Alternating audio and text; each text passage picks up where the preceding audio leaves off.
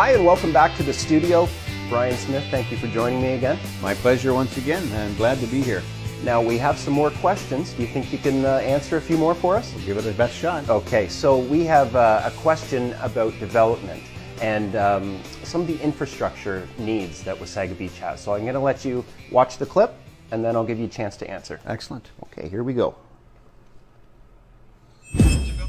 The development, I'm looking forward to future development, progress in the community, bringing more people in, which is a good thing, but what are we doing about the infrastructure to support any increase in population?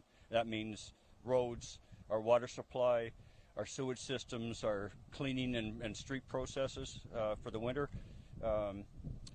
What else? Stores, schools, things like that. It's all fine and good to be planning for a growth, but there has to be something in place to sustain that growth. And then we cart before the horse kind of thing. That's basically all I have to say. So what are your first thoughts when you hear that? Well, it's this gentleman brings up some very good points, and he's not wrong. You've seen it in many towns and cities over the years where they grow so fast that the infrastructure doesn't keep up, and that's problematic. I guess the first thing I'll start with is the provincial government came up with legislation a few years back called Places to Grow. And what that basically means is that every community in the province is given a number, or most communities in the province are given a number of which we have to reach by 2030, 2031. Wasaga Beach's number is 27,000. So this community, whether it be past council, this council, or the next council, between now and then, have got to strive to get to that number.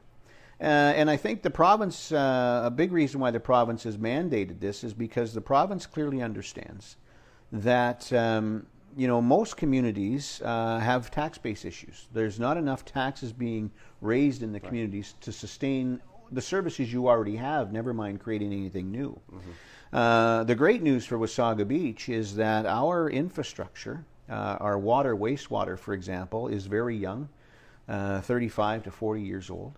And we're at less than 50% capacity on both sides, the water and wastewater, which means we have a lot of room to grow. We can double what we have today. As a matter of fact, we now allow our friends to the south in Clearview, they actually use some of our capacity and pay for that because they don't have enough capacity. Many communities around us are faced with huge surmounting challenges on repairing their infrastructure, water, wastewater, because they're old systems. We're very fortunate here. So no concern about infrastructure from a water, wastewater issue.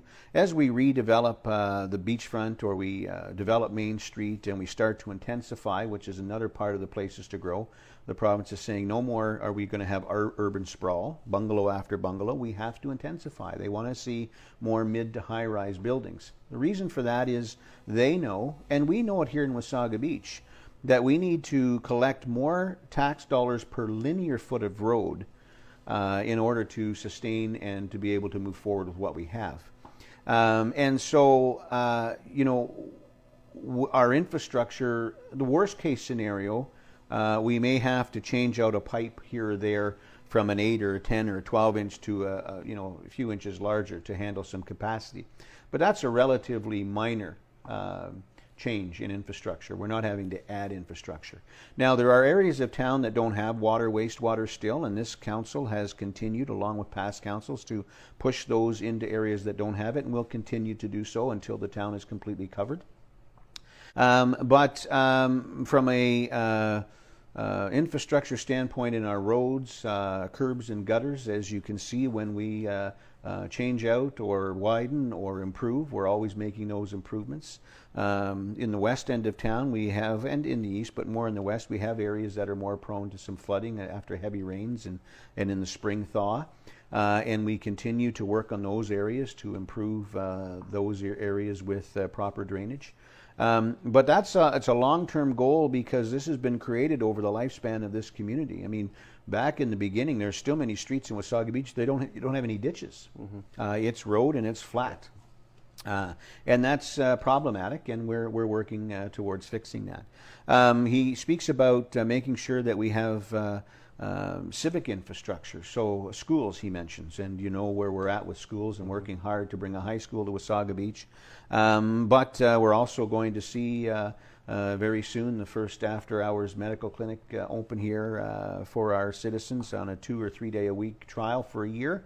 And I'm quite certain that very quickly we're going to see that it's going to be needed more than a few days a week, and it's going to be very successful. In the downtown plan, we're looking to bring more civic use facilities to town.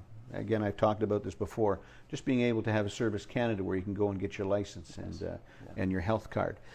So from an infrastructure standpoint, Wasaga Beach is already in really great shape to be able to grow. And so I'm not too concerned about having to do much, if anything, for the growth. We are supposed to be at about 27,000 people by 2030, thereabouts. I believe we'll be probably closer to 35,000 people by that time. We've got a lot of development on the books. We've got a lot of developers coming to town weekly, speaking to our staff, saying we want to be part of this. And so we're in great shape that way, that's for sure. So it's a great question. It's a question that you can be rest assured staff at the town and council is looking at all the time to make sure that as we develop that we're doing it right, and we're doing it as quickly as we can, but more than doing it quickly, it's doing it right. Parking is another issue. People have seen the plan, and although on the artist rendering it doesn't show a lot of parking, but we know that on the beachfront, for example, between Beach Drive and Moseley, that's one floor. It's about 10 to 11 feet. So we can have underground parking there without going below the water table. Wow. As a matter of fact, if we went underground parking from Spruce Street to 6th Street, we'd probably have 3 to 4 times the parking we have today, and it wouldn't be difficult to do. We also can look at doing parking style structures above ground if need be.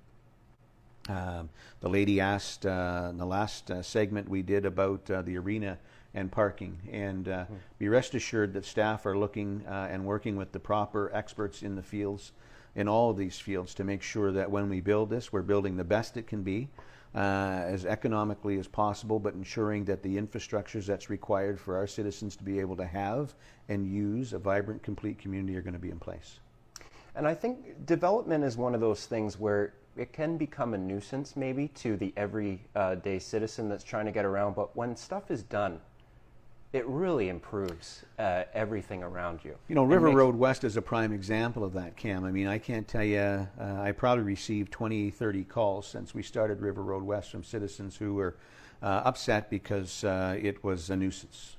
It took me a long time waiting before traffic moved again, or the road was closed at some point, and I get that. I mean, none of us like to be inconvenienced. But I think when that's finished, I think the folks are going to really enjoy it. They're going to like it. I mean, some people won't. Some people will never like what you do. But most people will, and it will help us get back and forth from one end of town that much easier. You know, with development comes inconvenience. But it's a short-term pain for long-term gain.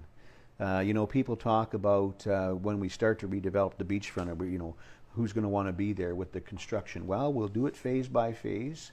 We'll hoard off those areas that are in construction, and you'll be able to use the rest of the beach or Main Street just like you would any other time. You know, I always say this: if they can do construction and infrastructure in the city of Toronto, and people can still get around, we'll get it done in Wasaga Beach. Well, that's a great answer, and I'd like to wish you and your family a wonderful Thanksgiving weekend, and thank you for sitting with us again. Well, thank you so much, Cam, and the same to you and your family, and to the same to all the folks in Wasaga Beach who see this. Happy Thanksgiving. I hope you spend time with your family, and have a great Thanksgiving. Wonderful. Thank you so much. Have a great day, everyone.